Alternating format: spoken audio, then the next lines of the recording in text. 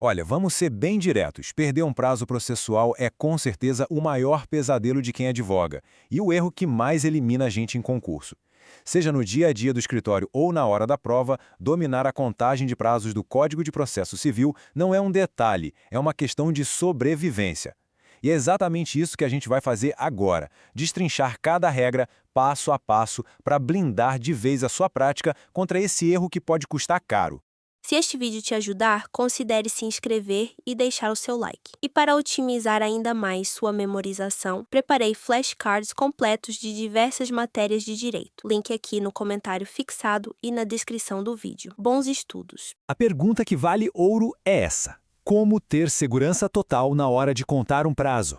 A resposta, na verdade, está em dominar 4 regrinhas fundamentais do CPC. Com o método certo, o que antes era uma fonte de ansiedade vira uma técnica. Vamos mergulhar nesse método agora. Então, vamos começar pelo começo, pela inovação mais importante que o CPC de 2015 trouxe sobre prazos. Essa aqui é a base de tudo, a nossa regra de ouro. E tá aí no artigo 219, preto no branco. A contagem de prazo processual agora é feita só em dias úteis. Isso aqui, gente, mudou completamente o jogo. Para praticar os atos dentro do processo, aquela contagem antiga de dias corridos foi para o espaço. A partir de agora, o nosso foco é um só: dias de expediente no fórum. E o que a lei considera um dia não útil? Bom, sábados e domingos, claro. Mas a grande pegadinha está nos feriados. E não só os nacionais, viu? Feriado estadual, municipal, tudo isso para a contagem. Por isso, é fundamental sempre checar o calendário do tribunal específico onde o processo está correndo. E, óbvio, qualquer outro dia que, por um motivo de força maior, não tem expediente. Esses dias, a gente simplesmente pula. Certo, já entendemos que a contagem é em dias úteis. Mas a pergunta de $1 milhão é: quando, exatamente, esse cronômetro começa a contar?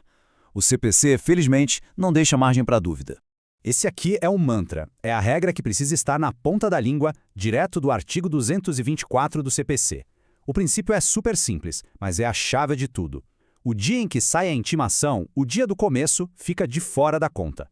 Em compensação, o último dia, o dia da entrega, esse sim conta. Então, o passo a passo é esse. Primeiro, você olha o dia da publicação da decisão ou da intimação e ignora. Simplesmente esquece ele. O prazo só começa a correr de verdade no primeiro dia útil seguinte. A partir daí, é só contar os dias úteis um por um até chegar no dia final, que está incluído no prazo. Agora, atenção total aqui, porque esse é o ponto que mais gera confusão e que mais derruba gente boa, tanto na advocacia quanto em prova. A regra dos dias úteis tem uma exceção crucial. O parágrafo único do artigo 219 não podia ser mais claro. A palavra-chave aqui é somente. A contagem em dias úteis vale só para os prazos de natureza processual, ou seja, aqueles prazos para praticar um ato que move o processo para frente, como contestar, recorrer, se manifestar. E isso cria uma divisão que a gente precisa entender muito bem. E este quadro aqui deixa tudo bem claro.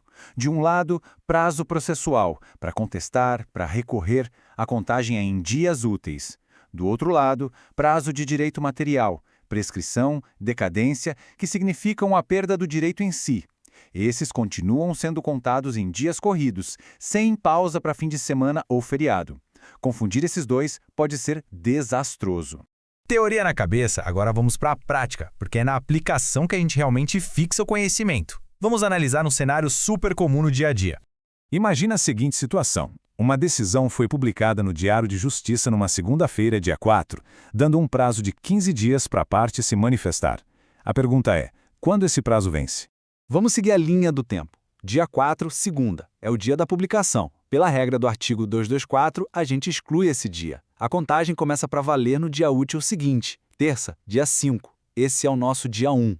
Seguindo a contagem, pulando os fins de semana, a gente vê que o 15º e o último dia do prazo vai cair no dia 20, uma sexta-feira, lá na terceira semana. Esse é o dia do vencimento.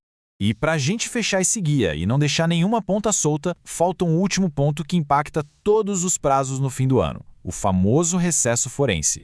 Anota bem essas datas, de 20 de dezembro a 20 de janeiro. Esse é o período oficial em que, segundo o artigo 220 do CPC, os prazos processuais tiram férias. E a palavra-chave aqui é suspensão. O que isso significa? Que os prazos que estão correndo simplesmente apertam o pause no dia 19 de dezembro e só voltam a contar depois do dia 20 de janeiro, exatamente de onde pararam. Não é interrupção, o prazo não zera, hein? Ele só congela. Se de um prazo de 15 dias já tinham passado 5, quando o recesso acabar, ainda vão faltar 10. Então, para amarrar tudo, vamos fazer um checklist final. Primeiro, prazo processual é em dias úteis. Ponto. Segundo, o mantra, exclui o dia do começo, inclui o do vencimento. Terceiro, o pulo do gato, saber diferenciar prazo processual de prazo material. E quarto, lembrar sempre da pausa do recesso forense. Dominando esses 4 pontos, a segurança na contagem de prazo vai lá para cima. Com essa base sólida, a chance de errar cai drasticamente. Mas a gente sabe que o mundo dos prazos é cheio de detalhes e exceções, como nos juizados especiais, no processo penal. Então fica a reflexão. Agora que essa regra geral está clara, quais são aqueles prazos específicos que ainda tiram o sono na rotina? Mapear esses pontos é o próximo passo para o domínio total. Chegamos ao final do nosso vídeo de hoje. Se este vídeo te ajudou de alguma maneira, deixe um comentário para nós aqui embaixo. Não se esqueça de se inscrever e deixar o seu like. Até a próxima!